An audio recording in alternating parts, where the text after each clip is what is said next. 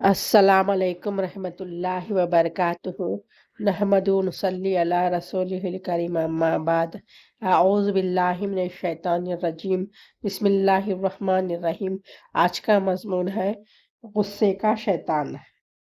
غصہ، حسد، انتقامی جذبہ اور نفرت کے باعث انسانی تاریخ میں کیا کیا حادثات نہیں ہوئے۔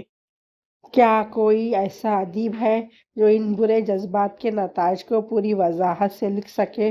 ذرا سوچئے کہ انسان اپنے دل میں کسی بڑی خواہش کی آبیاری کرتا ہے، وہ اس کے لیے برسوں کی کوشش کرتا ہے، مگر اچانک غصے کا شیطان آتا ہے، وہ اس غصے پر قابض جما لیتا ہے، اس سے برے کام کروا دیتا ہے اور اس شخص کے مستقبل کو تباہ کر ڈالتا ہے۔ شراب کے ایک پیالے سے انسانی جسم کو اتنا نقصان نہیں پہنچتا جتنا غصے کے ایک گھونٹ سے پہنچ جاتا ہے۔ کسی بھی خیال سے کرکٹر میں اتنی کمزوری نہیں آتی جتنی غصے کے باعث آتی ہے۔ نفرت کے باعث زندگی اتنی کلنک ہو سکتی ہے جتنی شراب کی پوری بوتل سے نہیں ہو سکتی۔ زیادہ تر نشے، تفکرات اور سوچ وغیرہ سے جسم کو اتنا نقصان نہیں ہوتا جتنا حسد، جلن اور غصے سے ہوتا ہے۔ غصے کی آگ میں لگاتار جلنے کے باعث ہی آج لوگ دکھ پا رہے ہیں۔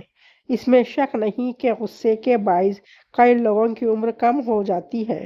کچھ لوگ یکایک اس طرح غصیلے ہو جاتے ہیں کہ اس کے بعد وہ کئی گھنٹوں تک کانپتے رہتے ہیں اور تب تک کام کرنے کے قابل نہیں ہوتے جب تک کہ پوری طرح پرسکون نہیں ہو جاتے۔ ایک خاندان ہے جس کے سب افراد لڑتے جھگڑتے رہتے ہیں۔ غصے کے باعث انہوں نے اپنے گھر کو دوزخ اور زندگی کو دوبھر بنا رکھا ہے۔ غصے کا دھماکہ ہونے پر دراصل ایک دوسرے کو چیرتے کاٹتے ہوتے ہیں۔ پل بھر میں ان کے چہرے بدل جاتے ہیں، ان کا چہرہ یکایک بھیانک ہو جاتا ہے۔ ایسا معلوم ہوتا ہے کہ شیطان آپس میں لڑتے ہوں۔ اس طرح لڑائی جھگڑا، طعن طنز، چڑانا، برائی کرنا، الزام لگانا ایک ہی وجہ سے ہے، یعنی غصے سے۔ اس کا نتیجہ ایک ہے، گھر کے سکون اور دولت کی بربادی۔ غصے کے نقصانات۔ غصے کے مختلف پہلوؤں میں سب سے اہم پہلو اس کے نقصانات پر روشنی ڈالنا ہے۔ جب تک انسان عقل و ذہن کے اس دشمن پر تفصیل سے روشنی نہ ڈالا جائے، اس وقت تک اس پر قابو پانا اور اس سے بچنا بے حد مشکل ہو جاتا ہے۔